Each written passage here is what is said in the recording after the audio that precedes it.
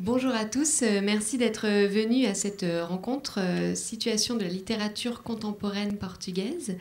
Bienvenue, merci aux auteurs d'être ici, merci aux interprètes également, et merci à Héloïse Alibi d'être avec nous. Elle est comédienne et elle va lire des extraits de textes pour agrémenter cette rencontre.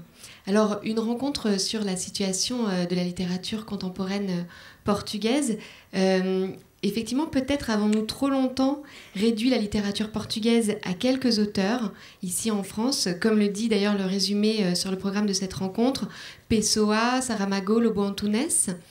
Mais la littérature portugaise contemporaine, vivante, sans renier ses maîtres évidemment, se réinvente aujourd'hui et nous parle de ce Portugal qui est à la fois mythique et en proie à de profonds changements en ce moment. Donc 3 auteurs sont ici pour représenter cette nouvelle garde de la littérature portugaise. Tout d'abord Nino Judis.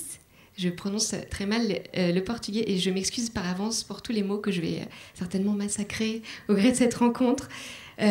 Professeur de littérature comparée à l'Université Nouvelle de Lisbonne, que l'on connaît bien en France notamment pour ses poèmes. Le recueil Un chant dans l'épaisseur du temps a été publié chez Gallimard, qui a publié également des romans, des essais.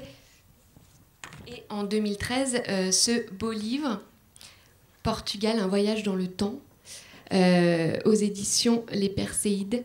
Un beau livre bilingue, agrémenté de photographies de Bernard Cornu, qui évoque le Portugal d'hier et d'aujourd'hui, et qui pose la question également, entre autres, de l'identité portugaise. Alors également avec nous, nous avons João Tordo, écrivain, journaliste, scénariste, qui a publié en France Le Domaine du temps chez Actes Sud, prix Saramago. Le Bon Hiver également, que j'ai ici, chez Actes Sud toujours, et très récemment, Lisbonne Mélodie, toujours chez Actes Sud. Alors Le Bon Hiver est un roman qui nous parle beaucoup de cette question de la littérature et de la littérature aussi en tant que personnage de roman. Le Bon Hiver est un roman aux allures de thriller, très littéraire, qui met en scène un jeune écrivain qui paradoxalement se trouve vieux et qui est invité à Budapest. Et il se lie d'amitié avec Vincenzo, qui est un jeune écrivain italien, qui l'invite à Sabodia, une petite cachette, une toute petite enclave en Italie, où vit Don Metzer, qui est un producteur de cinéma vénéré par les connaisseurs. L'espoir de se faire repérer par ce producteur va laisser place à la tragédie et à l'horreur, puisque dans cette petite villégiature, où se croisent des acteurs, des écrivains et plusieurs figures de la scène intellectuelle, va être commis un meurtre, puis un autre, et la maison va devenir un huis clos angoissant, vraiment terrorisant, digne des films d'horreur, loin du Portugal, mais proche de la littérature. Ce roman joue sur les codes du polar. Et enfin, David Machado, écrivain également pour le roman Laissez parler les pierres aux éditions de l'Aube. Donc là, c'est l'histoire d'un jeune homme, un adolescent, Valdemar, qui vit avec ses parents et son grand-père Nicolaou Manuel. C'est un homme qui est sourd, qui est couvert de cicatrices, dont le corps porte une histoire très violente. Alors effectivement, il s'est trouvé dans sa jeunesse au mauvais endroit et au mauvais moment. La veille de son mariage, il est arrêté par la police car on le soupçonne de collaboration avec la guérilla antifranquiste après que quelques rebelles espagnols se sont cachés près de son village. Et il va vivre une vie de prison, de torture, de fuite, avec une seule ambition, retrouver la femme qu'il allait épouser grâce à. Quant à son petit-fils, c'est un jeune homme donc, qui a 15 ans, qui est en échec scolaire, qui est assez violent et qui va tout faire, parce qu'il est très travaillé par l'histoire de son grand-père, qui va tout faire pour le venger, notamment en projetant de tuer l'homme qui a finalement épousé Graça, la fiancée de son grand-père, Amadeu Castelo, qu'il soupçonne d'avoir dénoncé son grand-père. Donc c'est un roman sur la mémoire, un roman sur la violence, un roman sur la résilience, mais surtout un roman sur la nécessité de dégager les zones d'ombre de l'histoire pour pouvoir comprendre et enfin vivre le présent dans ce Portugal tourmenté par son passé. Un roman très noir également, mais pas seulement. Voilà, donc après ce petit aperçu de nos 3 auteurs et de leurs œuvres, nous allons avoir le plaisir d'écouter une première lecture. On va peut-être commencer par un extrait de David Machado, Laissez parler les pierres, qui va justement poser cette question du regard entre Portugal contemporain et l'histoire portugaise qui continue de peser sur ce présent portugais.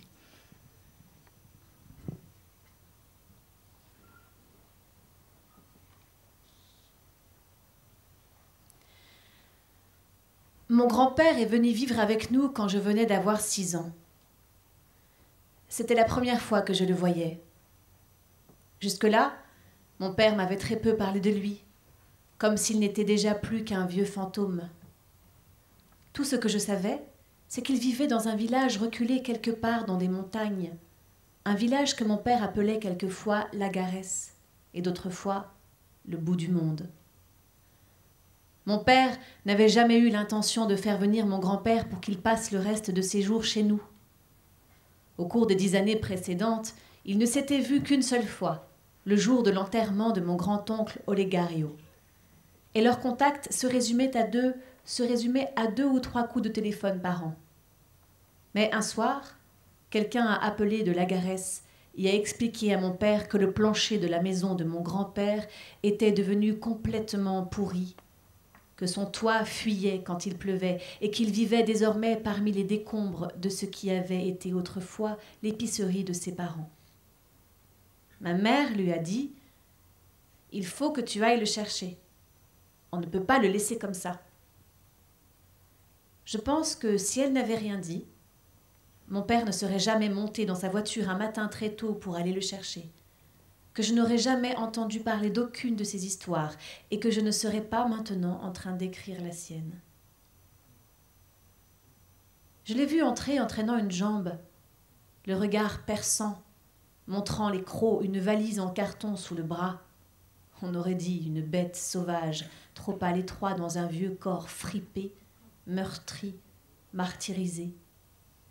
Il respirait si lentement que ses poumons paraissaient comme racornis, enfoui au plus profond de sa poitrine creusée.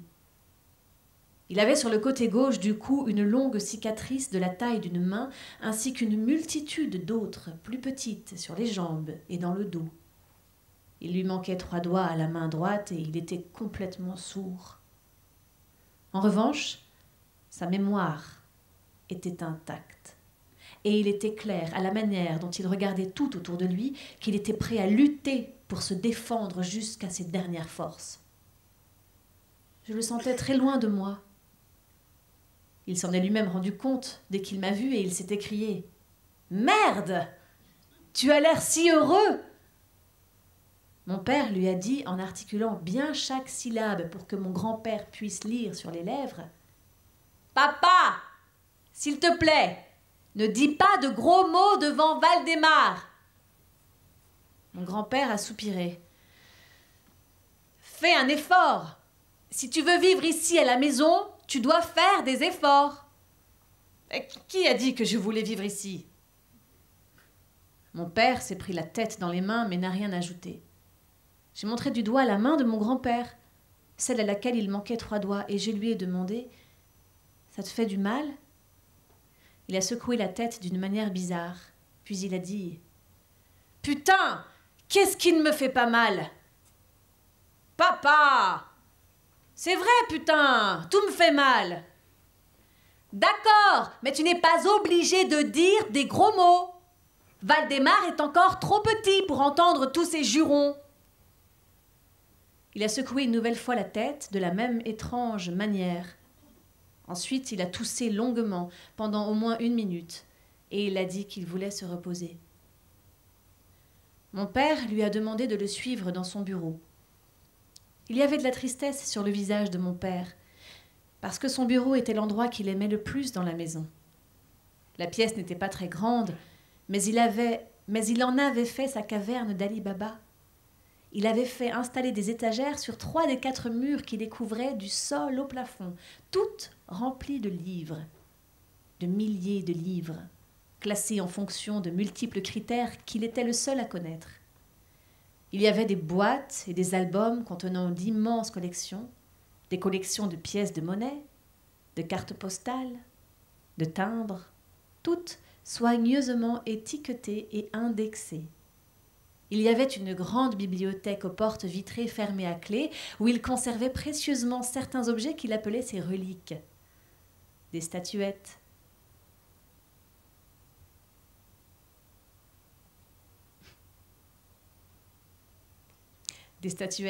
des bagues, des pierres, des assiettes, un calice en bronze, une plume à la pointe salie d'encre de Chine, une dague, des mouchoirs brodés.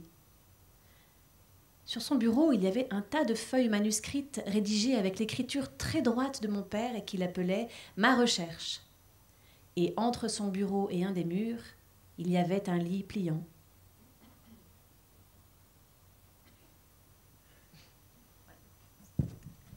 Merci beaucoup, Héloïse, pour cette belle lecture. Je vais commencer cette... Merci.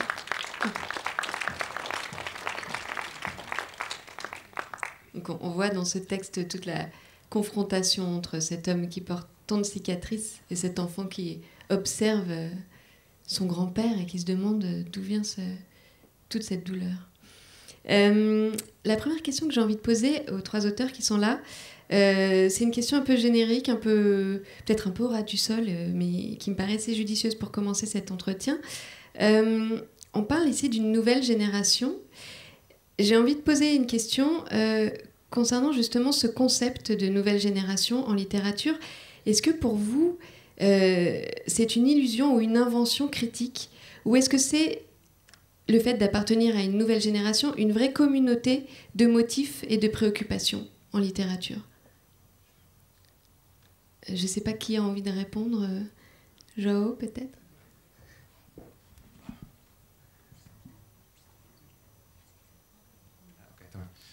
Bonjour à tous.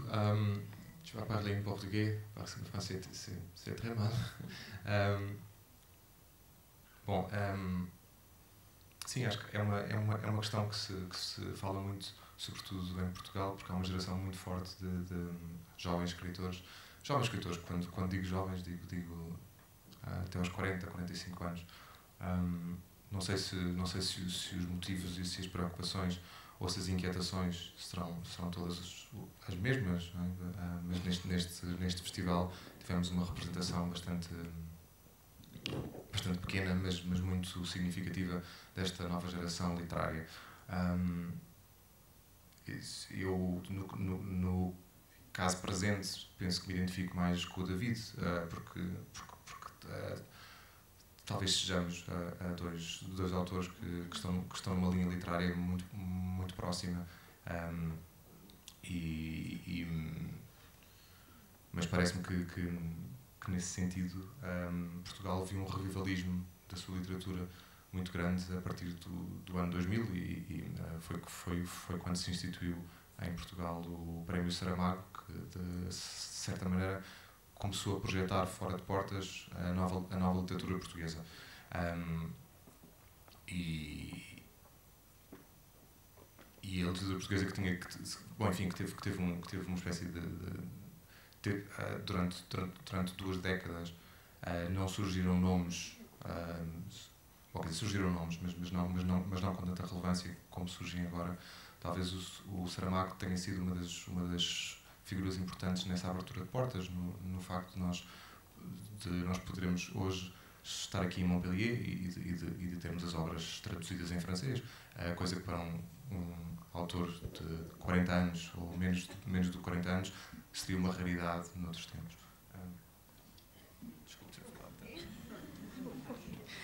Oui, en effet, c'est une question qui se pose au Portugal, dont nous parlons. Il y a une génération de jeunes écrivains. Quand je dis jeunes, il s'agit d'écrivains qui ont une quarantaine d'années. Alors, je ne sais pas si nous avons tous forcément les mêmes motifs, les mêmes préoccupations, les mêmes inquiétudes. En tout cas, nous avons ici un petit échantillon, mais relativement représentatif, de cette nouvelle génération littéraire. En ce qui me concerne, je m'identifie sans doute davantage avec David, parce que sur le plan littéraire, nous sommes relativement proches. Quant à la littérature au Portugal, elle passe véritablement par une nouvelle renaissance depuis l'an 2000 à peu près, avec la création du prix Saramago, qui a permis de faire connaître à l'extérieur de notre pays toute la nouvelle littérature portugaise.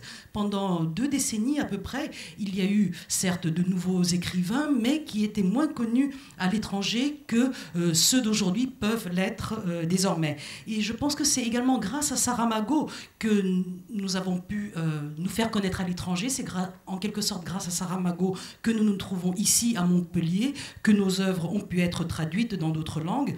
Et pour des jeunes auteurs d'une quarantaine d'années, être traduit est quelque chose auquel ils n'avaient pas forcément pu rêver auparavant.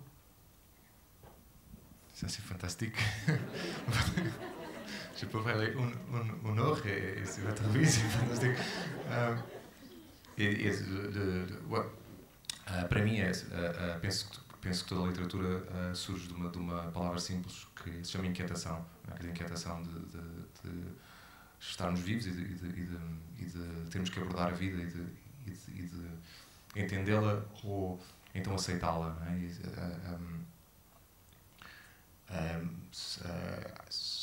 E parece-me que os anos mais propícios ou mais favoráveis para começarmos a deparar-nos com os problemas que a vida nos coloca, ou que nós colocamos à vida, que é mais certo, são os anos da nossa formação enquanto adultos, enquanto seres humanos, e são estes anos. Eu faço este ano faço 40 anos e parece-me toda a minha obra foi uma espécie de tentativa de compreender porque é que estou aqui, porque é que escrevo as coisas que escrevo e que inquietação ou que vazio é esse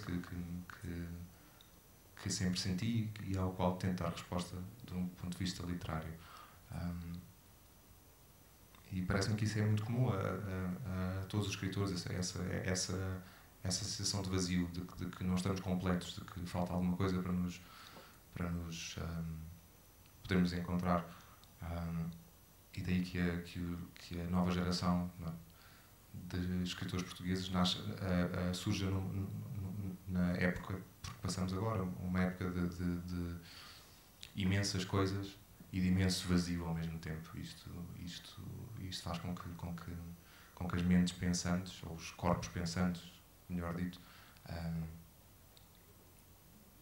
comecem a tentar encontrar respostas, ou se não respostas, comecem a tentar, de certa maneira, colmatar esta sensação de vazio.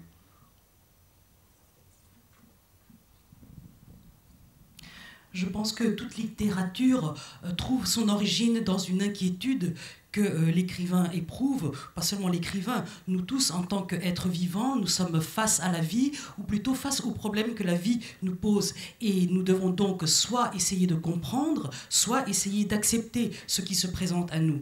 Et je crois que les meilleures années pour apprendre à faire face aux problèmes que pose la vie, les meilleures années pour cela sont précisément ces années de formation, ces années pendant lesquelles nous nous acheminons vers l'âge adulte, l'âge adulte. J'ai 40 ans, j'aurai 40 ans cette année et je pense que toute mon œuvre a été une tentative de comprendre pourquoi je me trouve ici, pourquoi est-ce que j'écris, en essayant de répondre à cette inquiétude ou en essayant de faire avec cette sensation de vide qui m'habite et qui est donc une démarche pour trouver une réponse à ce vide par le biais de la littérature. Merci beaucoup. Ah, pardon. Et je crois que c'est quelque chose qui est en commun, qui est commun à tous les écrivains qui éprouvent sans doute ce vide ou du moins éprouvent le sentiment de ne pas être complets et ils ont besoin de quelque chose, ils doivent, pour combler ce vide, pour se trouver. Cette nouvelle génération d'écrivains portugais vit dans une époque où il y a énormément de choses, mais en même temps, il y a un très grand vide et les corps pensants que nous sommes sont toujours en quête d'une réponse ou, à défaut de trouver une réponse, au moins à essayer de combler ce vide. Merci. Cette fois-ci. Nino, Judith, vous... Dans vos poèmes, et notamment dans Portugal, un voyage dans le temps, vous faites beaucoup référence à des grands poètes portugais, Torga, Pessoa, tout en posant un regard sur le Portugal contemporain et en l'interrogeant. Quel est où vous situez-vous dans par rapport à cet héritage littéraire portugais? Bon, surtout pas dans la nouvelle génération, hélas, parce que je suis du siècle passé. C'est-à-dire, j'appartiens à une génération qui a commencé à publier dans les années fin des années 60, début des années 72.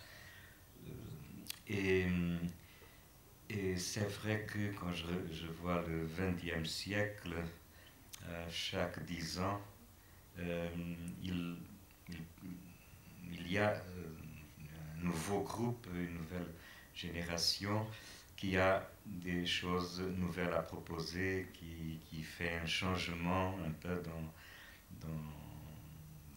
le style, dans les thèmes, dans les propositions esthétiques. Et c'est ça peut-être qui a fait qu'on a appelé le XXe siècle le siècle d'or de la poésie portugaise. Bon, il y a eu d'autres, mais c'est vrai que quand on regarde ce siècle et on pense à des noms comme d'abord Pessoa, mais d'autres, Jorge de Sena, Miguel Torga, Régio, Sofia, etc. C'est vraiment un grand siècle de poésie portugaise. Il y a quelques années à Coimbra, dans une rencontre où j'étais invité pour parler justement de cette génération à laquelle j'appartiens. À un moment, j'ai dit quelque chose qui a fait que quelques jeunes poètes qui étaient dans la salle sont beaucoup fâchés avec moi. Parce que j'ai dit, bon, il y a un poème que j'ai écrit dans 69, quelque chose comme ça, et où je dis, je donnerai origine à une époque de prose. Ils ont dit, mais quoi, mais vous êtes le seul poète, après vous il n'y a rien, il y a d'autres poètes. Mais quand je regarde ce qui se passe dans ce 21e siècle, c'est vrai que dès le début de ce siècle, ce qui se passe dans la prose est beaucoup plus riche et beaucoup plus varié que ce qui se passe dans la poésie. Si on me demande, dites-moi des noms de poètes de ces dernières 10 ans, c'est difficile de dire un nom qui s'impose tout de suite, qui a déjà, disons, une poésie où on peut reconnaître ce qu'on appelle une œuvre, un langage qui est différent, qui apporte quelque chose de nouveau. Si on regarde les jeunes romanciers qui ont publié depuis le début de ce siècle, là, c'est toute autre chose. Je peux citer très facilement 10, 15 noms, et ça continue parce que très récemment, il y a eu 2 ou 3 grands prosateurs qui sont parus, qui ont publié les premiers livres et qui déjà s'imposent. Cela pourquoi donc c'est une question qu'on peut se poser, mais c'est vrai que quand on dit que le Portugal est un pays de poètes, qu'il y a toujours de la poésie dans votre littérature, si on regarde l'histoire, il est vrai que c'est pas toujours comme ça. Il y a eu vraiment de grands siècles de poésie, le 16e, le 19e, le 20e, mais il y a d'autres où c'est vraiment autres genres littéraires qui se sont imposés. Et c'est pas négatif, enfin, ça prend du temps à refaire des propositions, des idées, des choses qui peuvent apporter des nouveautés. Et en tout cas, il y a une chose qui est très différente en ce début de siècle, en ce qui concerne la poésie, et qui est l'affirmation de quelques poètes femmes dans les 20-30 ans. Et c'est là vraiment que je crois qu'une révolution s'est imposée. Parce qu'avant, il n'y avait pas... Bon, il y avait de grandes femmes poètes, mais des femmes qui, dans la poésie, trouvent une expression qui traduit, enfin, ces problèmes et surtout une sensibilité différente par rapport à la réalité et au monde. Et c'est maintenant vraiment que ça commence à apparaître, que c'est quelque chose qui vient finalement aussi d'une révolution dans notre société. Merci Nino Judice. Justement, merci pour cet aperçu sur ce passage de la poésie à la prose qui est très intéressant, et cette évocation d'une révolution en littérature portugaise. David Machado, justement, ça m'évoque dans Laisser parler les pierres. On est vraiment dans la prose, et on est même on est au bout du stylo d'un jeune homme, puisque il couche sur un cahier ses pensées. Et justement, en parlant d'invention formelle, il y a même dans le livre des ratures, des mots qu'on ne peut pas lire, qui sont barrés et représentés tels quels. Et ce jeune garçon, lui, est tourmenté par la question du passé de son grand-père. Et son père, par contre, lui interdit ou le freine beaucoup dans sa quête de compréhension du passé. Est-ce que vous, en tant que jeune auteur de la nouvelle génération littéraire portugaise, vous voulez dire, à travers cette quête de ce jeune homme, qu'il est important d'ausculter le passé pour mieux comprendre et mieux vivre le présent? Il y a une citation dans votre livre: « Il n'est pas possible d'avancer vers le futur sans buter sur le passé ».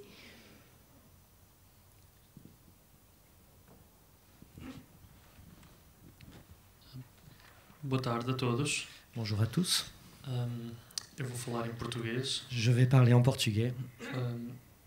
Porque sou português. Étant donné que je suis portugais.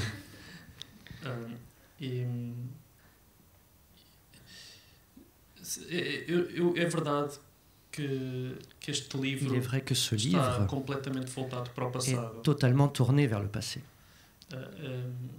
E se calhar essa frase resume bem probablement cette phrase est bien résumée a direção para a qual o livro aponta. Du chemin que le livre essaye de suivre. De facto, para nós vivermos o momento presente, nós pouvoir precisamos vivre le moment présent, precisamos de ter o passado besoin d'avoir em cima dos ombros, passé não é? Não sur nos podemos épaules. largar a mão do passado. Nous ne pouvons pas l'abandonner.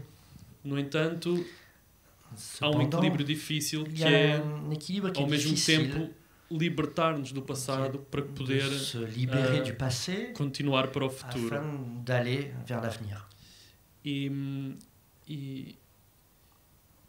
a verdade que a Revolução Portuguesa do 25 de Abril ainda é recente, du recente, 25 avril 74 est encore récente, mas ao mesmo tempo mais en même temps, já passaram 40 anos. 40 ans sont déjà passés. E 40 anos, ao mesmo tempo, é pouco, mas ao 40 mesmo ans, e é c'est muito. peu, mais en même temps, c'est beaucoup. E por isso eu percebo que há uma nova geração qu'il y a une nouvelle génération que já está muito longe dessa déjà realidade. très loin de cette réalité. E inclusivamente eu acho que isso nota-se On peut na própria voir literatura cela dans la littérature desta elle-même, nova en tout cas, geração de cette nouvelle génération de que estamos aqui a falar. dont on parle maintenant.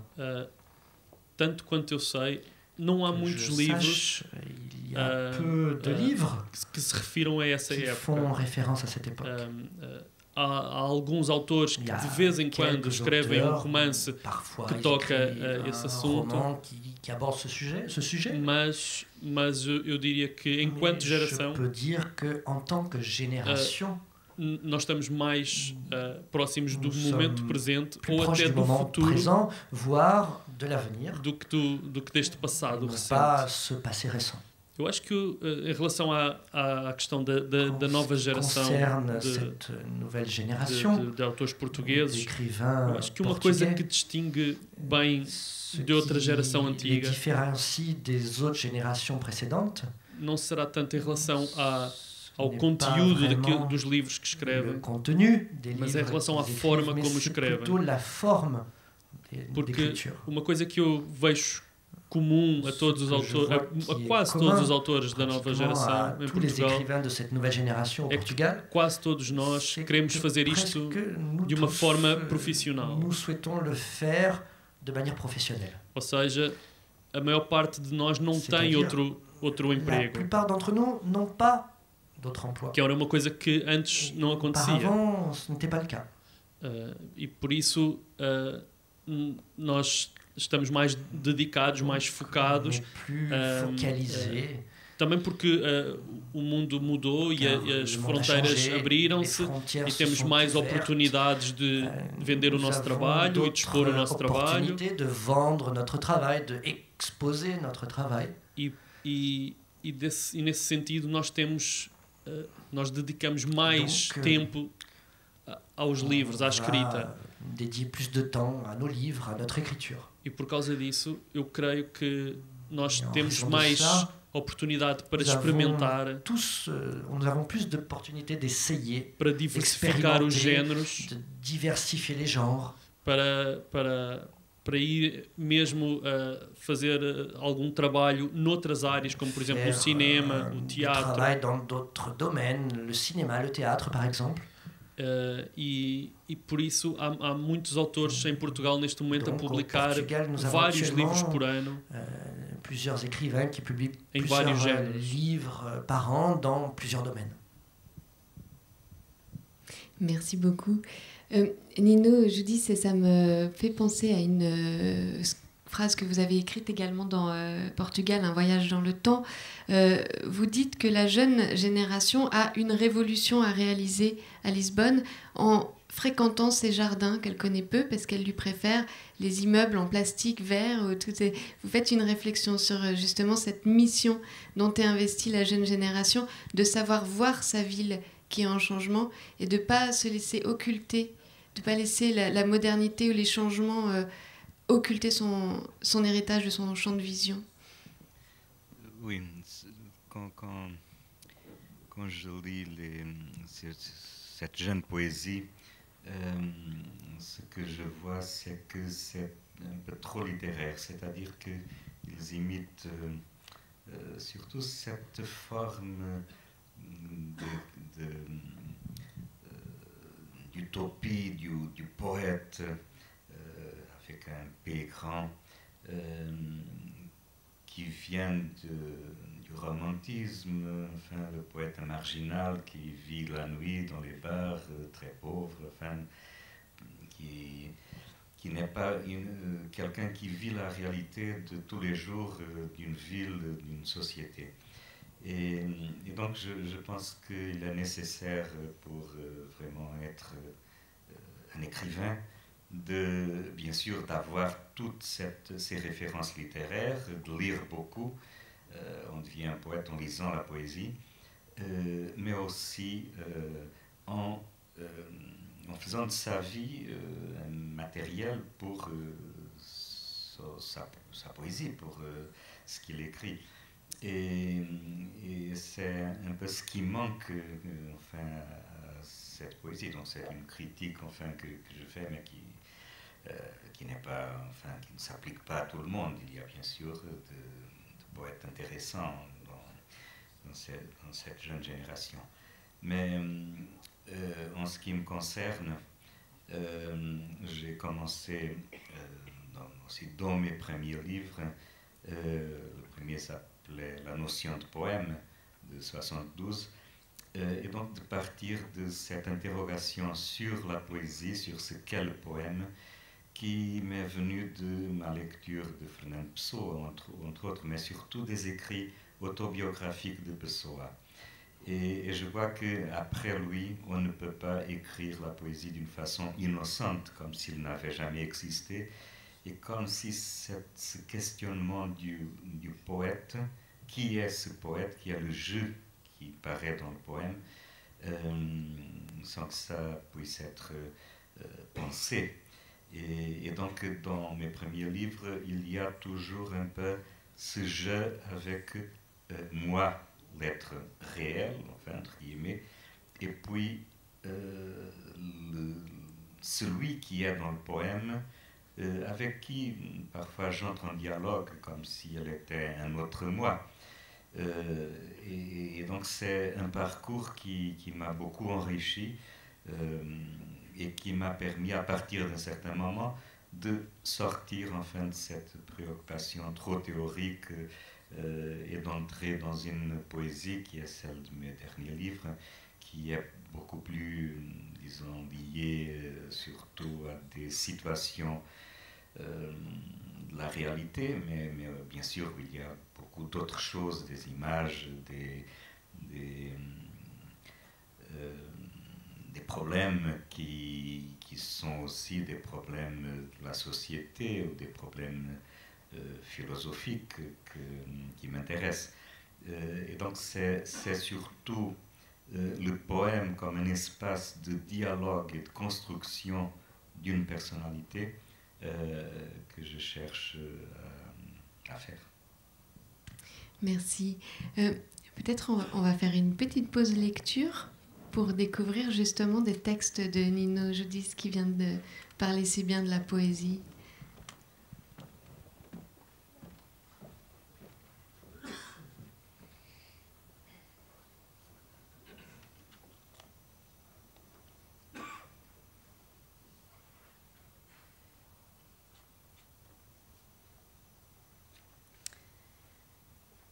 Je vais vous lire des extraits de Sources de vie et de Pedro évoquant Inès, qui sont 2 ouvrages.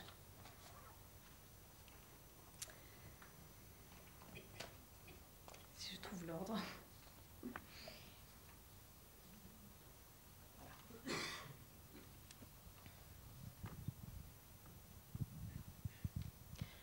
Le balcon de Juliette. Une fois, j'entrai à Vérone pour ne pas entrer à Venise. Entre le V de Vérone et le V de Venise, j'optais pour voir Vérone. J'aimais la coïncidence des consonnes à la fenêtre de Juliette. À Venise, j'éviterais bien sûr le vent de la vengeance et ne goûterais pas le venin d'une volupté qui seule à Vérone s'évanouit avec la vie. Il n'y a pas à Vérone de canaux comme à Venise, et à Venise pas de fenêtres comme à Vérone. Mais Juliette observe la rue de la fenêtre qui est la sienne, et si personne ne dit le mot de passe qu'elle seule connaît, elle agite le mouchoir mouillé par les larmes que les nuages boivent, les emportant de Vérone à Venise, où la pluie les verse dans les canaux.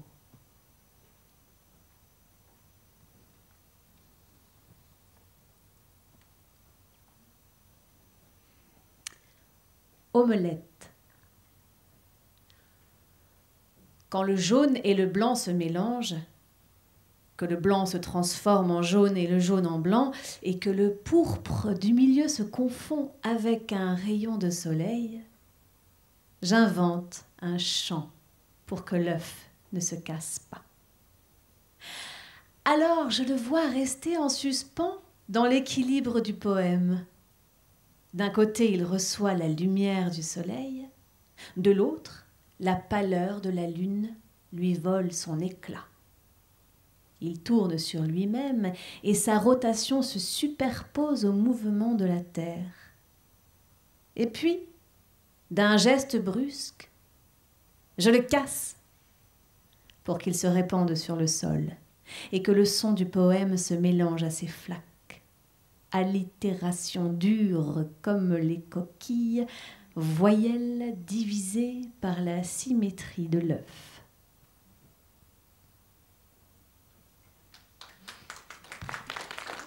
Merci Héloïse pour cette belle lecture qui n'est pas terminée. Oui, je voudrais en lire un troisième. On est très heureux d'en entendre encore un peu plus. Scène de village. Assis sur les bancs, les vieux ne se parlent pas. En fin d'après-midi, ils laissent la lumière disparaître, ne lèvent pas les bras contre l'horizon et n'attendent pas que la nuit tombe complètement pour s'en aller, laissant les bancs vides. Ils ne partent pas en groupe. Un à un, ils empruntent les rues les plus obscures, se confondant avec leur ombre. Déjà un peu l'ombre d'eux-mêmes. Peut-être est-ce pour cela qu'ils ne se parlent pas, bien qu'il s'observe tandis que le jour meurt. De temps en temps, une place se libère sur ces bancs. Oh, pas pour longtemps. Celui qui vient l'occuper renonce vite à tenter de parler aux autres. Lui aussi verra décliner l'après-midi en silence et laissera un jour sa place au prochain qui viendra.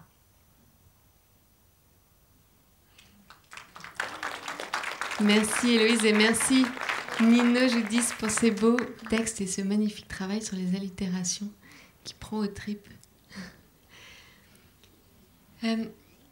João Tordo, le narrateur du Bon Hiver, est un jeune écrivain portugais qui est en proie à une forme de malaise un peu généralisé, qui n'arrive pas vraiment à écrire et qui souffre de la jambe et qui se trouve vieux alors qu'il est à peine âgé de plus de 30 ans.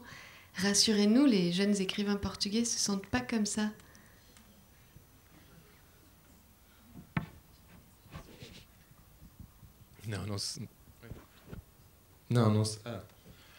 Não se sentem assim, creio eu.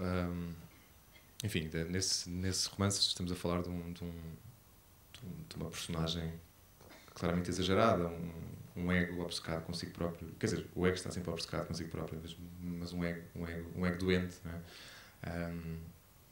Que eu acho que é possível acontecer a alguém que acha que a escrita é uma espécie de salvação, ou que irá redimi-lo, ou que irá fazer justiça, não é? Às vezes eu tenho a sensação que podemos facilmente confundir o processo literário com um processo salvífico. Não sei se esta palavra é um processo de salvação. E não é esse o caso, não é? Quer dizer, o caso é que nesse romance essa personagem confronta-se com a mais profunda solidão e a sua incapacidade de chegar ao outro. Quando for demasiado, digam também. E essa incapacidade de chegar ao outro, eu também a sinto, não é? Eu moro sozinho, não tenho filhos, e muitas vezes também me deparo com essas situações. Eu passo dias inteiros em que cozinho, enfim,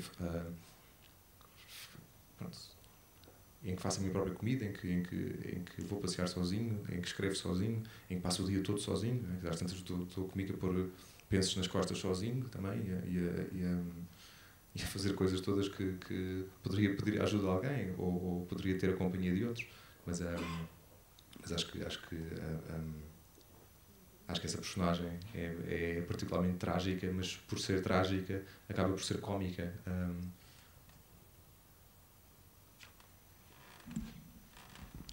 Non, je vous rassure, la jeune génération n'est pas comme ce personnage. Dans ce roman, c'est un personnage qui est dans l'excès, dans l'exagération. Évidemment, son moi est obsédé par lui-même, par définition, l'ego, le moi ne s'occupe que de lui. Mais dans le personnage, ça en arrive à un point maladif. Je pense que, et il est possible sans doute pour certains de croire que l'écriture est le moyen par lequel ils atteindront le salut, par lequel ils parviendront à se faire justice. Je crois qu'on peut facilement confondre le processus d'écriture avec le salut, le salut, ce qui n'est certainement pas le cas. Dans ce roman, le personnage est confronté à son incapacité fondamentale à parvenir à l'autre, à toucher l'autre. D'une certaine façon, je suis un petit peu dans ce cas-là, dans la mesure où j'habite seule, je n'ai pas d'enfant, je me trouve parfois dans la même situation où il y a des journées entières où je me fais manger à moi-même, je me promène tout seul, j'écris tout seul, il n'y a personne avec moi, alors que certaines choses pourraient être faites en compagnie de quelqu'un d'autre, mais ce n'est pas le cas, je suis tout seul. Et donc mon personnage, dans ce livre, est particulièrement tragique, mais tragique à un point tel qu'il en devient comique. Os narradores dos meus romances normalmente são estas vozes masculinas com muita dificuldade em serem de si próprias e em conseguirem ver o mundo como ele realmente é. no romance que saiu agora em França, que se chama Lisbon Melody, mas que em português se chama O Ano Sabático. Este ano sabático diz respeito à história de um músico que regressa do Canadá a Lisboa ao fim de muitos anos de exílio, quer dizer, não quer dizer exílio, de viver fora, e regressa a Portugal e no meio da sua dor e do sofrimento constante em que vive por não conseguir viver consigo próprio, acaba por voltar a Lisboa e ir ver um concerto, e nesse concerto encontra um homem que é exatamente igual a ele. Esta história nasce de certa maneira de uma história pessoal. Eu quando nasci sou um de 3 gêmeos e o meu gêmeo idêntico morreu com poucas horas de vida. Isto não causa qualquer tristeza ou melancolia, é um acontecimento do qual eu não tenho memória, como nenhum de nós tem, do nosso nascimento ou da nossa morte, mas foi um acontecimento que sempre me ficou registado como o símbolo desse vazio, não é? dessa falta primordial que todos sentimos enquanto seres humanos, mas que talvez neste caso seja pronunciado pela perda de um outro que é exatamente igual a nós. E a história deste livro vive disso, dessa busca e do encontro de novo trágico e também cómico de uma outra pessoa que não é o nosso gêmeo, não é o nosso semelhante, é exatamente nós. E esse confronto que nós podemos ter connosco próprios.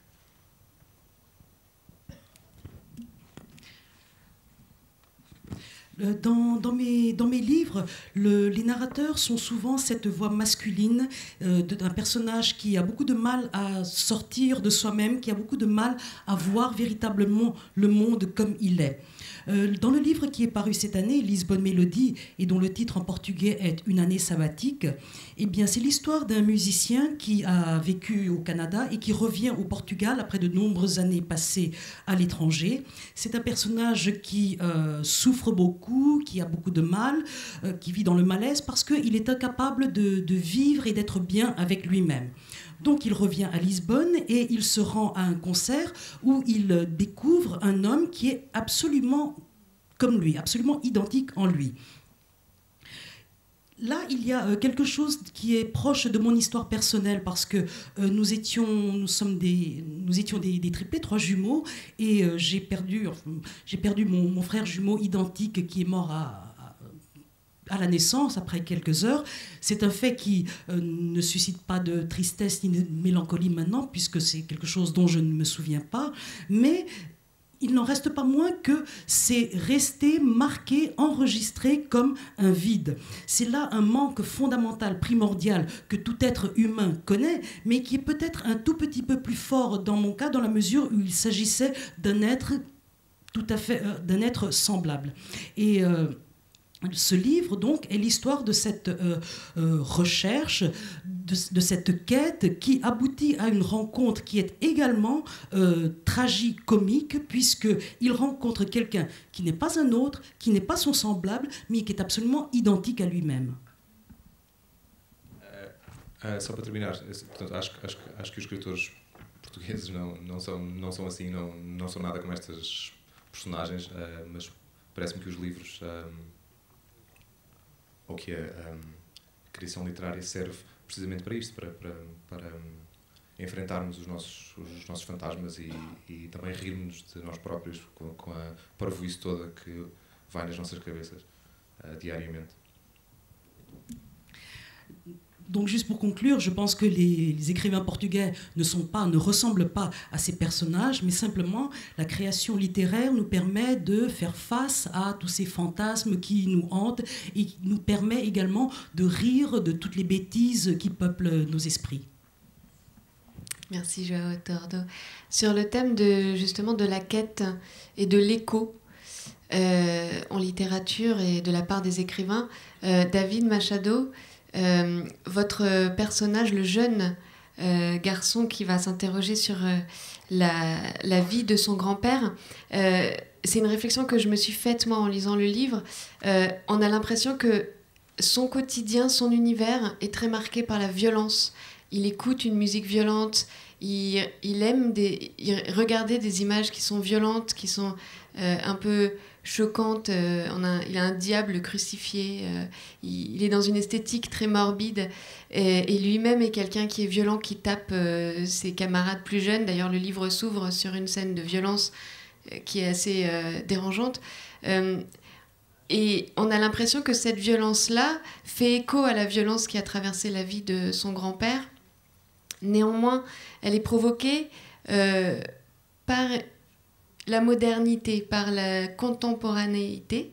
Et il y a aussi la petite amie de ce garçon, Alice, qui, elle, se détruit, qui est anorexique, parce qu'elle veut ressembler à un modèle de beauté très contemporain, très aussi ancré dans la modernité. Est-ce que vous avez...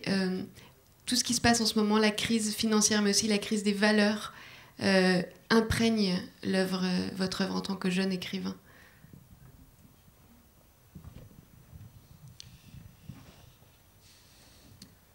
Pois, como eu disse há pouco, comme je l'ai dit tout à l'heure, este livro está voltado para o passado. No entanto, tourné vers le passé, mais acaba por ser livro sobre o presente, sobre a forma como o passado afeta o presente. Comment le passé va affecter le présent. E também, e nesse sentido, eu tentei dans ce sens, donc, criar várias relações entre o presente e o passado. Algumas mais evidentes, outras menos. Certains rapports plus évidents, d'autres non. E essa questão da violência, cette question de la violence, sempre, enquanto estava a escrever o livro, interessou-me muito explorar. Porque de facto nós olhamos para a época da ditadura e todos nós conhecemos ou ouvimos contar ou lemos histórias violentas de tortura, de perseguição, de prisões. E no entanto, a verdade é que no momento atual, não é? Nos nossos dias, a violência continua a existir. La violence est encore là, elle existe toujours. A censura continua a existir. La censure existe toujours. A opressão continua a existir. Existe toujours. Às vezes em momentos pequenos, se calhar não ao nível, na escala nacional como era naquela época. Comme à cette époque-là. Mas eu já disse isto aqui antes neste festival, portanto, se houver aqui alguém que me está a ver de novo, peço desculpa. Je m'excuse pour ceux qui m'ont écouté dans d'autres interventions. Mas é interessante que muitas vezes vêm falar comigo sobre o meu romance. Des fois, on vient me parler e explicam e dizem que as passagens sobre tortura que aparecem no romance, de torture qui sont présentes dans mon roman, passadas durante a ditadura, eram tão perturbantes que algumas pessoas tiveram de saltar à frente. J'ai dû sauter ces passages et lire plus en avant. E no entanto, há o livro, como foi dito, le livre, comme il a déjà été dit, abre com uma cena em que o rapaz de 14 anos, protagonista do romance, deita um colega ao chão, jette un de ses collègues par terre, e agarra num punhado de areia, prend une poignée de sable dans ses mains e enfia pela boca adentro. Dans sa bouche. E esse rapaz, na escola, eles estão na escola. Ils sont dans la cour de l'école. E o rapaz começa a asfixiar. Cet enfant commence à s'asphyxier. E essa cena, para mim, é tão ou mais violenta que as cenas de tortura. Plus que les scènes de torture. Porque estamos a falar de rapazes de 14 anos d'un jeune de 14 ans que nós conhecemos. Que nous connaissons. Na escola, estão na escola num ambiente em que supostamente deviam estar protegidos, orientados. Devraient être protégés, orientés. E no entanto, estas coisas acontecem, e acontecem mesmo. Cela arrive vraiment, ce genre de situation. E por isso eu acho muito interessante esta relação que nós temos com a violência. Cette relation que nous avons avec la violence me paraît intéressante. Porque à partida a mim dá uma sensação de que a violência que se passou há 50 anos devia ser menos perturbadora do que a violência que acontece agora mesmo. E no entanto a percepção que eu tenho é que as pessoas sentem ao contrário. Então esta relação entre o passado e o presente, neste caso através da violência, torna-se quase irónica. É presque ironique. C'est une question très intéressante que vous soulevez sur la perception de la violence qui nous serait plus insupportable quand elle a été pratiquée sous la dictature ou dans un contexte historique particulier que actuellement dans une cour de récréation. Est-ce que nos deux autres auteurs ont quelque chose à ajouter sur cette théorie-là que vous venez d'aborder, João Tordo ou Nino Judice? João Tordo, c'est aussi assez violent. Par exemple, le Bon Hiver, il y a un aspect un peu...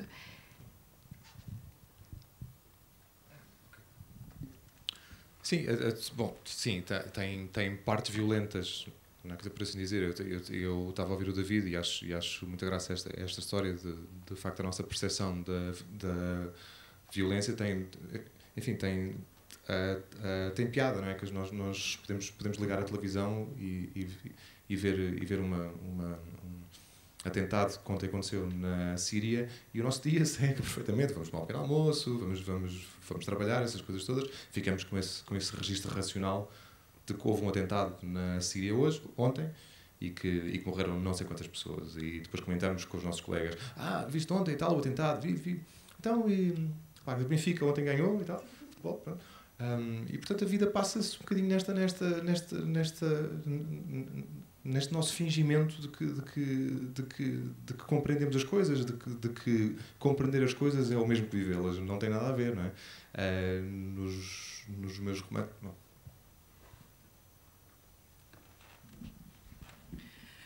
Oui, en effet, dans mon livre, il y a certains passages qui sont violents. J'écoutais tout à l'heure David avec un grand intérêt parce que c'est quand même drôle que l'on puisse... On allume la télé, on apprend qu'il y a un attentat qui s'est produit en Syrie et puis nous continuons à vivre notre petite vie. Sur le plan rationnel, nous avons bien enregistré qu'il y a eu un attentat terrible en Syrie. Nous en parlons avec nos collègues. Non, mais tu as entendu ça? Combien de milliers, des centaines de morts en Syrie? Et puis au fait, est-ce que Benfica il a gagné hier? Et voilà, donc notre vie se poursuit ainsi dans où nous faisons semblant de croire que nous comprenons les choses comme si comprendre les choses était la même chose que les vivre, ce qui n'est absolument pas le cas. E não é, quer dizer, nos meus romances esse lado da violência está presente, mas sobretudo num lado em que as personagens são violentas consigo próprias, tratam-se mal, não é? Eu acho que parece-me que isso nas nossas vidas sucede imensas vezes, não é? Quando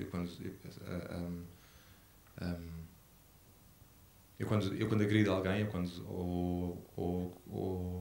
se sou agressivo com uma pessoa, se sou mal educado, se a agrido fisicamente, quer dizer, no fundo estou a sustentar uma espécie de corpo de dor, é um sofrimento que já cá está e que não tem nada a ver com aquela pessoa. Quer dizer, é o mesmo que nós vimos no trânsito, não é? E as pessoas irritam-se imenso quando estão a conduzir, não é? E tal, seu filho da puta, seu isto e aquilo. Quer dizer, eu se for no trânsito, não é? E há um carro que me não sei, quer dizer, corta o caminho, não é? Aquele homem não está ali à espera que o João Tordo passe ali, não é? Ele se calhar faz aquilo todos os dias, é uma coisa que, bom, enfim, e a nossa percepção das coisas dos outros serem uma agressão, de nos tentarem agredir pessoalmente, de ser uma coisa pessoal, é uma percepção completamente errónea que nós temos do mundo. E essa espécie de violência ou de maltrato, que é um maltrato com os outros que se reflete em nós próprios, não é? Quer dizer, eu quando me zango com alguém, estou a zangar-me comigo, é exatamente a mesma zanga, é uma zanga muito antiga que está cá, não é? E isso é o que eu tento retratar nos meus romances, estas personagens que estão em guerra consigo próprias e logo estão também em guerra com o mundo. Penso que a pior violência de todas é esta, é a guerra que nós constantemente fazemos connosco próprios. Sempre que, como se diz, perdemos a razão, quando me parece que o grande problema é só termos razão. Não é? Portanto, ter razão e nada mais. Não é? Acho que parece-me que a origem portanto, toda a violência física reside no facto de pensarmos que temos sempre razão.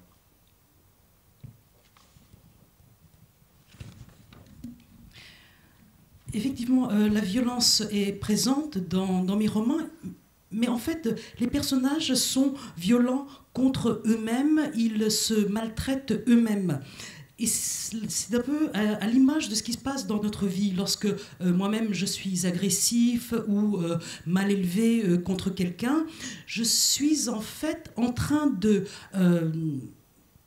mettre en mouvement mon corps de souffrance et j'adresse cette souffrance contre quelqu'un d'autre qui n'a absolument rien à voir.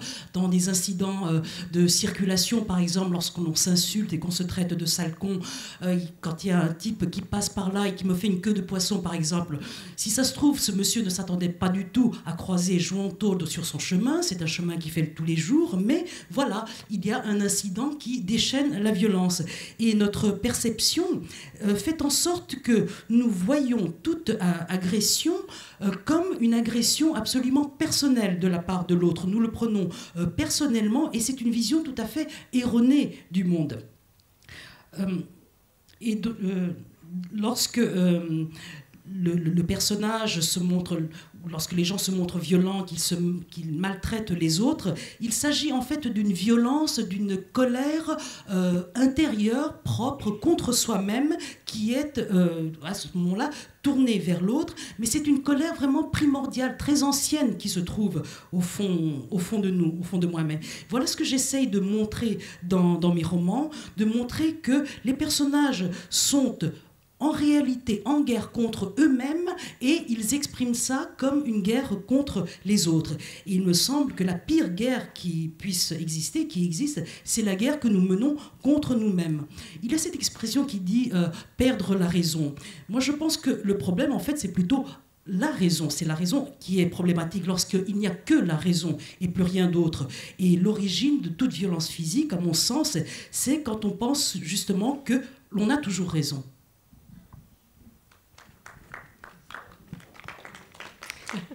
Merci João Tordo. Peut-être que justement cette violence dont vous parlez est une violence très égocentrique, provoquée par un sentiment narcissique, et qui vient aussi, et ça m'évoque ce que vous écrivez, Nino Judice, qui m'évoque une expression que vous employez, qui est celle d'une population uniformisée. Vous parlez d'un Portugal qui auparavant était un peu en retrait, coupé du monde, coupé aussi de l'Espagne et coupé du reste du monde par la mer.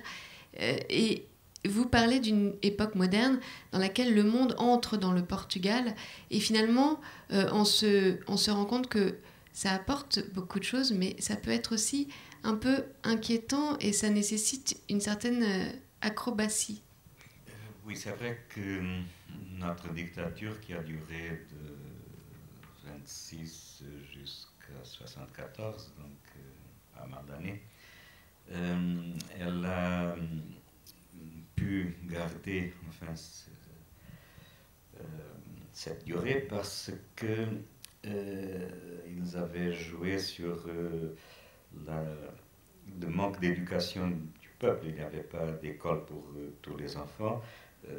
Beaucoup d'adultes ne savaient pas lire, donc les gens étaient vraiment coupés du reste du monde.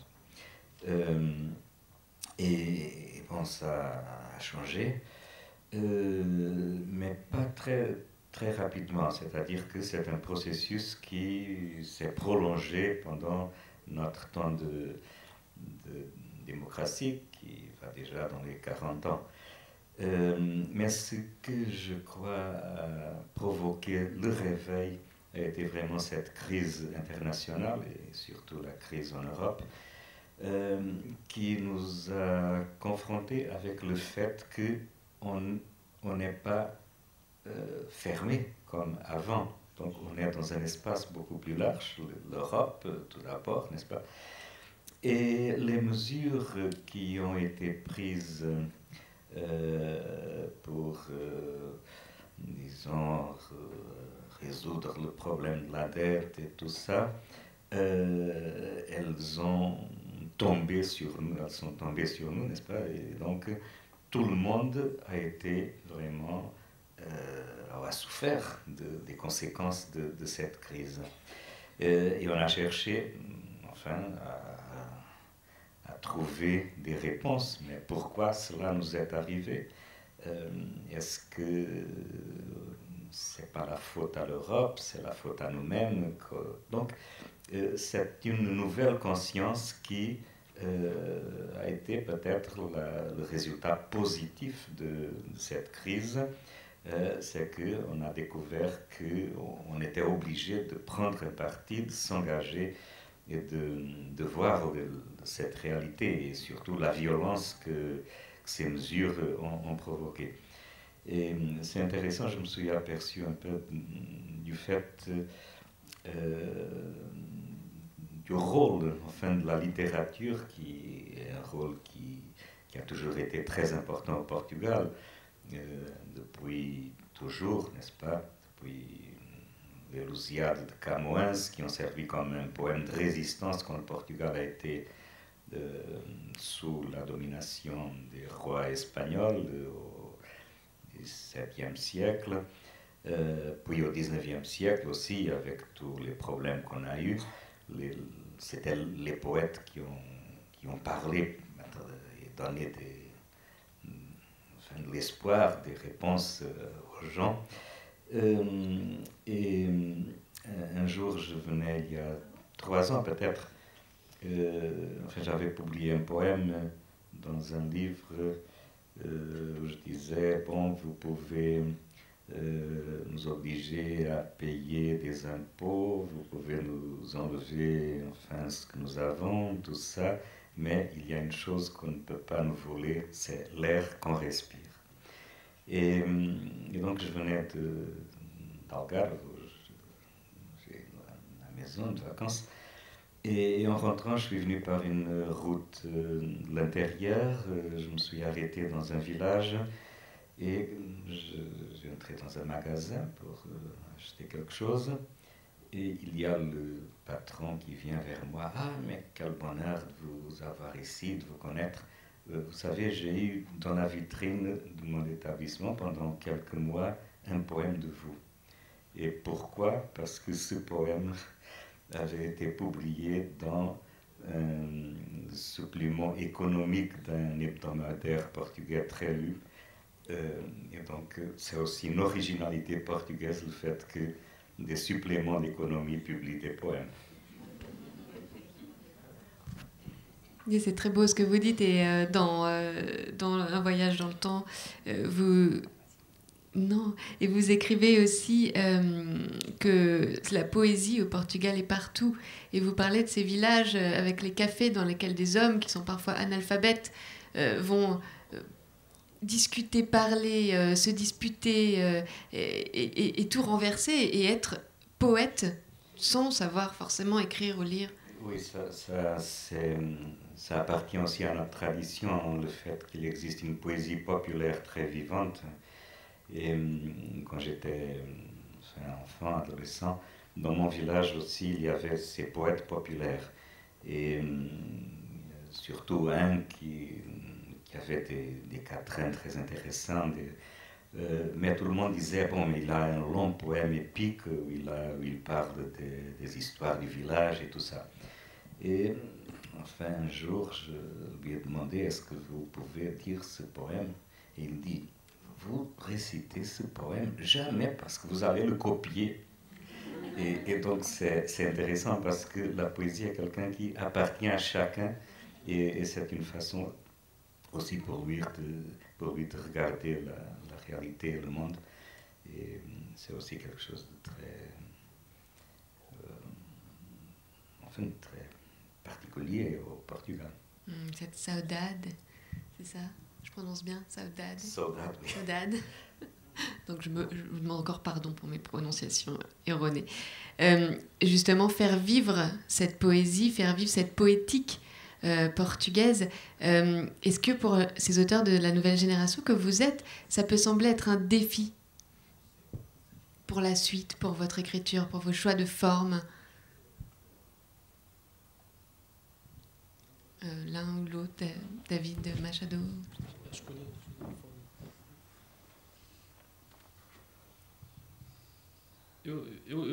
Como eu disse há pouco, eu acho que em Portugal hoje em dia os novos romancistas experimentam bastante.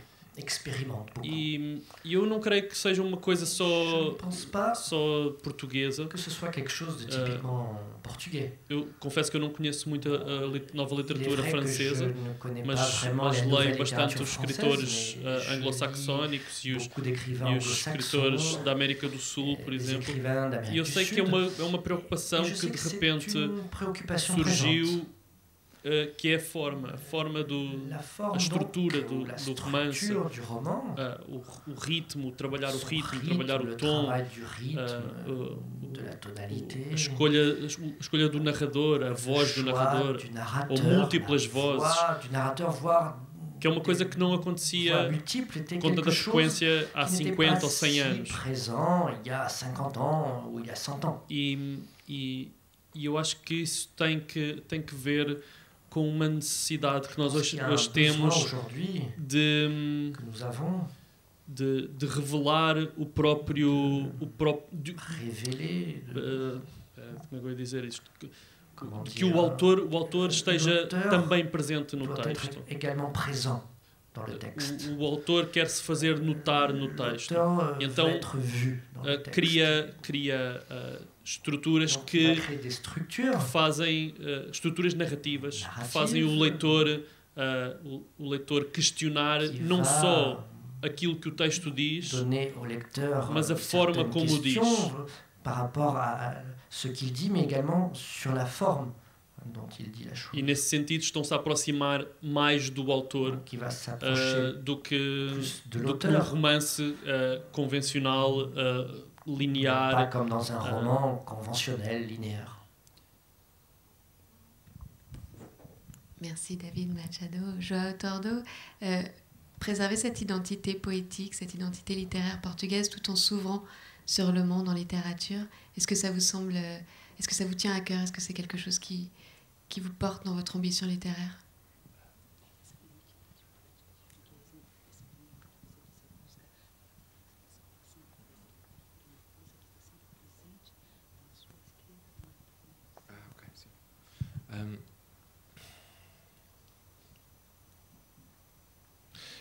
Como o David dizia, esta questão da forma é interessante porque muitos dos livros que eu vou lendo e que me vão chegando escritos hoje têm essa preocupação de esbater as barreiras, não é? de fazer identificar, fazer com que a forma, de certa maneira, se identifique com o autor. Não é? Eu nos meus livros, por exemplo, tenho sempre um narrador de primeira pessoa, ou quase sempre, não em todos, mas em quase todos. E este narrador, as pessoas que me leem em Portugal acham muitas vezes que as histórias podem ser verdadeiras ou que poderiam ter sido vividas por mim ou que de alguma maneira o meu registro é autobiográfico.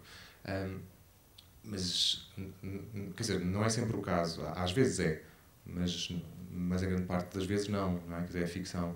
E eu acho que este registro começa, que eu saiba, começa com Melville, no Moby Dick, quando ele diz, quando a primeira frase diz chame-me Ismael, não é? Call me Ismael. E dizer chame-me Ismael não é mesmo que dizer o meu nome é Ismael. São duas coisas diferentes. Dizer chamem-me Ismael pressupõe uma segunda crença, não é? Uma crença acrescida de que aquele narrador pode ser Ismael ou pode não ser Ismael, e pode estar a mentir-nos como pode estar a dizer a verdade, e mesmo assim nós vamos com o texto e não sabemos bem no que é que haveremos de crer, não é? De acreditar. E a literatura de hoje, quer dizer, a prosa contemporânea nasce um pouco desta situação de não identidade, de falta de identidade. Se bem que eu compreendo que a literatura portuguesa tem uma identidade forte e que já foi mostrada nos grandes nomes, não é? Talvez os novos autores portugueses estejam a esbater ou a não sei, a esboroar, não é? A dissolver essa identidade, de tal maneira que eu escrevo livros que começam em Lisboa e passam pelo Alentejo e terminam em Nova Iorque. E o Davi escreveu um romance que se passa em lado nenhum, por exemplo, numa pequena aldeia que é inspirada, não é, por uma aldeia verdadeira, mas cujo nome nem sequer é mencionado, e nós movemos neste mundo sem amarras, não é? Sem ter que sentir que aquilo que eu faço é intrinsecamente português.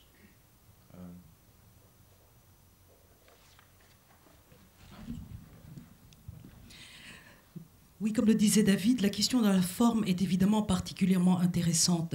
Dans les nombreux livres que je lis, je vois que la question de la forme amène souvent le lecteur à chercher à s'identifier avec l'auteur.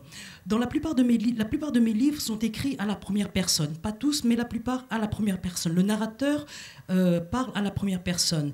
Et les lecteurs qui me lisent au Portugal sont parfois amenés à croire qu'il s'agit d'histoires vraies, vécues, ou qui, tout au moins, auraient pu être vécues.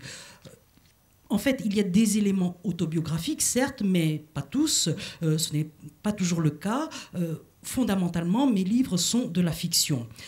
Je crois que c'est un processus qui a commencé avec Melville et avec Moby Dick. Le livre commence avec cette interpellation « Appelez-moi Ismaël ». « Appelez-moi Ismaël », ce n'est pas du tout la même chose que de dire « Je m'appelle Ismaël ». Donc, lorsqu'il y a cette interpellation « Appelez-moi Ismaël », cela montre un deuxième présupposé de départ, à savoir que le narrateur est Ismaël ou pas. Le narrateur dit la vérité ou pas, il ment ou pas. Ce qui ne nous empêche pas, nous, lecteurs, de le suivre dans sa narration. Et nous le suivons sans savoir ce que nous devons vraiment croire. Et il me semble que la prose contemporaine est née précisément de cette difficulté à identifier précisément la voix qui est en train de parler. Cela étant, il me semble que la prose portugaise a une identité forte, très forte, en raison de nos prédécesseurs aussi. Et peut-être que la jeune génération est en train d'essayer de, en quelque sorte, dissoudre cette identité. Ainsi, j'écris un livre qui commence à Lisbonne, ensuite passe par l'Alentejo et aboutit à New York. David a écrit un livre qui se situe nulle part. Enfin, c'est un village qui a une origine réelle, mais en fait, dans le livre, il n'a pas de nom, cela se situe nulle part, comme si nous essayions de vivre libérés de toutes les amarres, de vivre et d'écrire sans être fondamentalement portugais. E mais concisamente, acho que a identidade é dos grandes temas da prosa de hoje, não é? Quer dizer, contemporânea, pelo facto das nossas identidades, não enquanto portugueses, não enquanto franceses, enquanto humanos, estarem tão dissolvidas, não é? Quer dizer, o que sucede hoje, nós saímos de casa de manhã e vamos trabalhar, e os nossos filhos e as coisas todas que temos que fazer ao longo do dia, temos que estar constantemente fora de nós, temos que tomar conta dos filhos e agradar ao patrão e agradar à nossa mulher e agradar às pessoas todas que estão a trabalhar connosco, e este constante sair fora de nós provoca um buraco interior, não é? Porque quando olhamos para nós próprios, acabamos por ser a pessoa que toma conta dos filhos, que depois agrada à mulher, que tenta agradar ao patrão, que tenta agradar aos colegas, que passa a sua vida em missões quase impostas de agradar a toda a gente, não é? E manter as coisas equilibradas. E depois, às tantas, quando olhamos para nós próprios, pensamos, então, e eu quem sou? Não é? Quem é que eu sou no meio destas coisas todas? Isso não é uma condição exclusiva do homem contemporâneo, mas é uma condição exclusiva de uma sociedade milenar, não é? E é difícil sair dela. E acho que a literatura tenta todo este movimento de fora para dentro.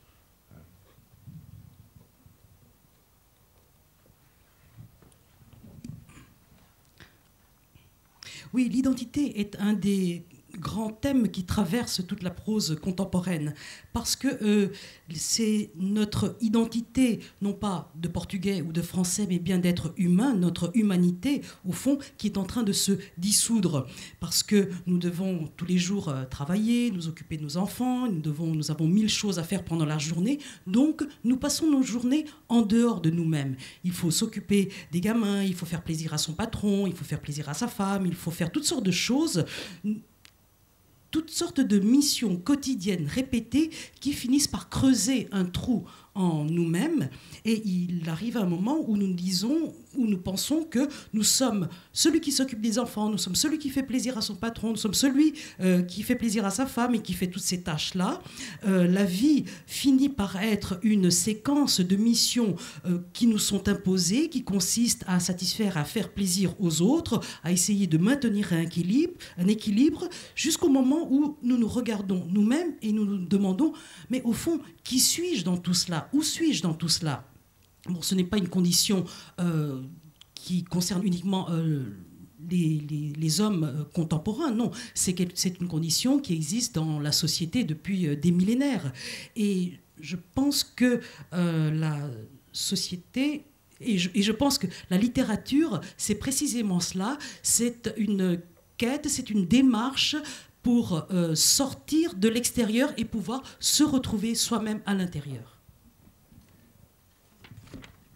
Merci Joao Tordo. Un petit temps de questions dans le public s'il y a des demandes de certains d'entre vous. Oui, on va y passer après les questions. Merci pour votre attention. Pas de questions? Alors, voilà, je sens que on a aussi, il te restait une ou deux poésies de Nino Judice pour le plaisir, peut-être, comme on vient de parler de poésie. Oui. Oui. Et puis un extrait de Joao Tordo.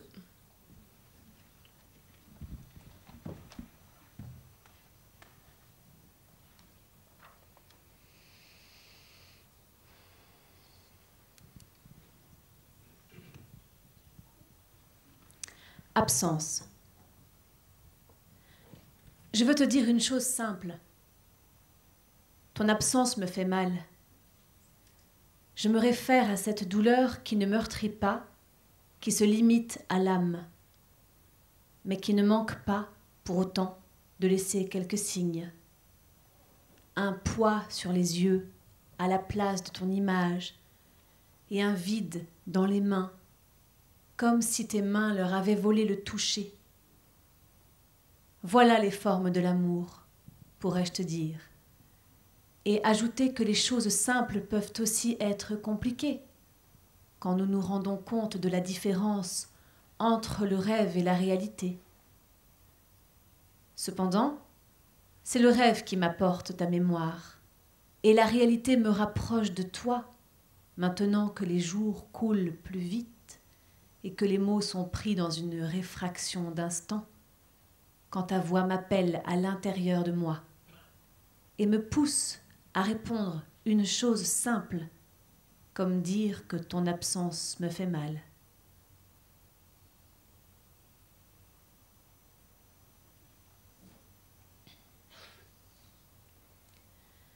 Portugal.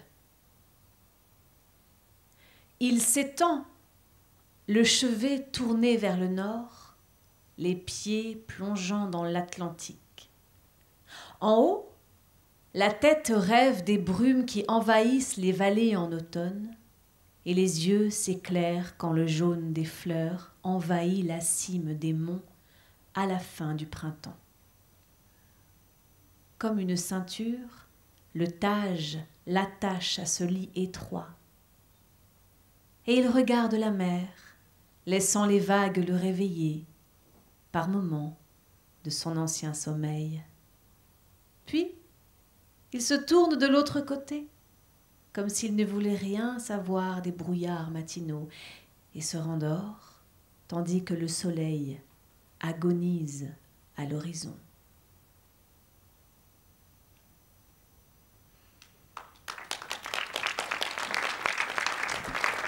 Et maintenant, un extrait de Lisbonne Mélodie qui vient juste de paraître de João Tordo aux éditions Actes Sud.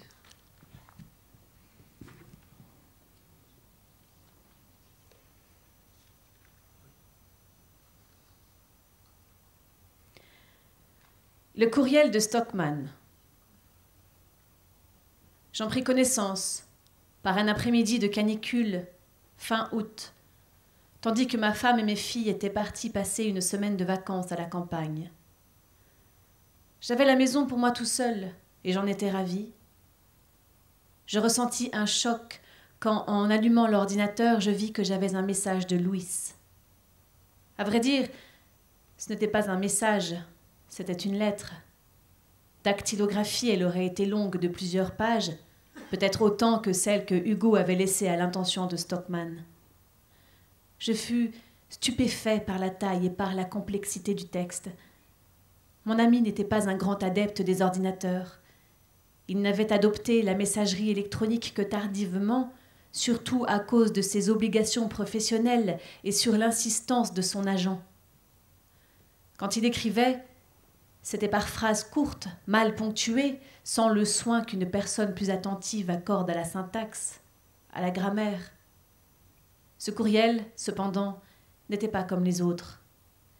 Il m'apparut comme une vague de mots s'étirant à perte de vue, avec cet ordre invisible dont on devine l'existence dans un bloc de texte qu'on n'a pas encore lu, mais dont on pressent que c'est un travail d'une grande précision. Ce n'était pas courant chez lui. Je passais plusieurs heures à le lire.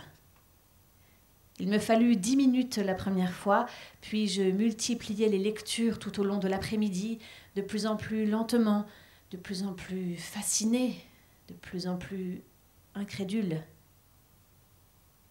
Stockmann écrivait mieux que moi, mais ce n'est pas ce qui m'étonna le plus.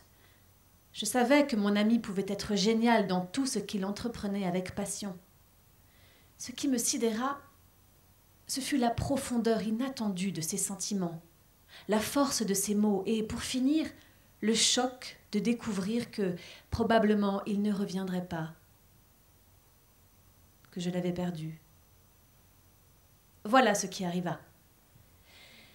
Il fit la connaissance de Catherine un jour de grande chaleur.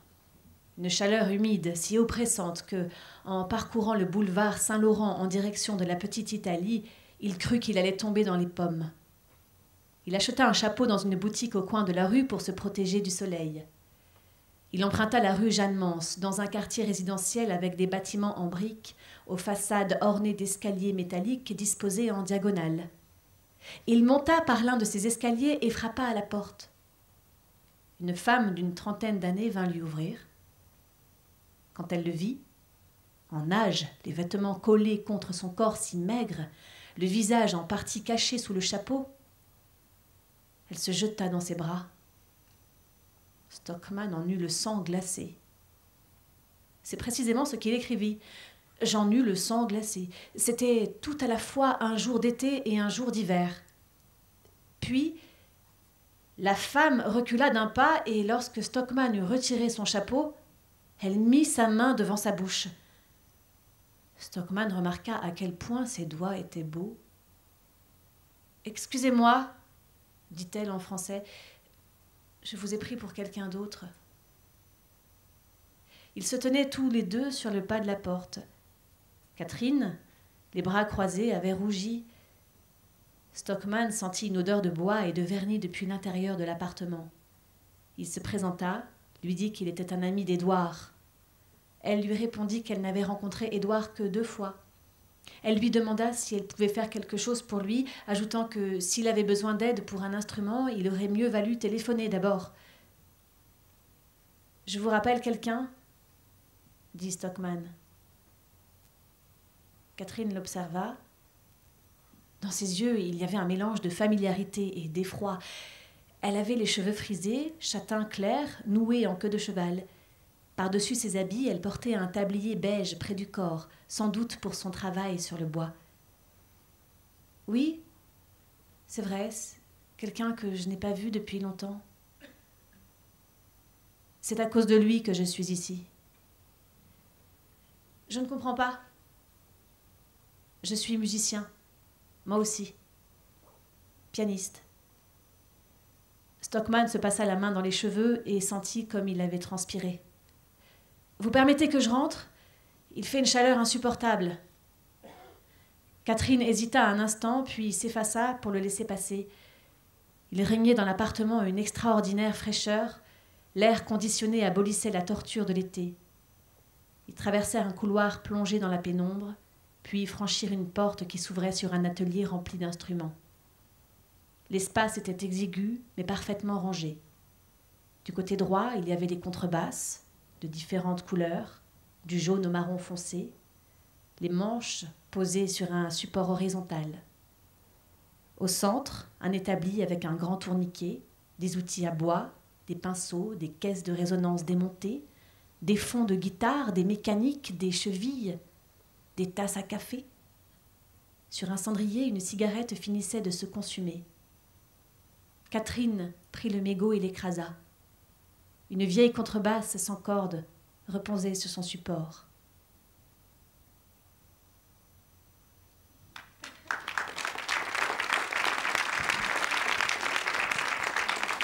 Quel univers!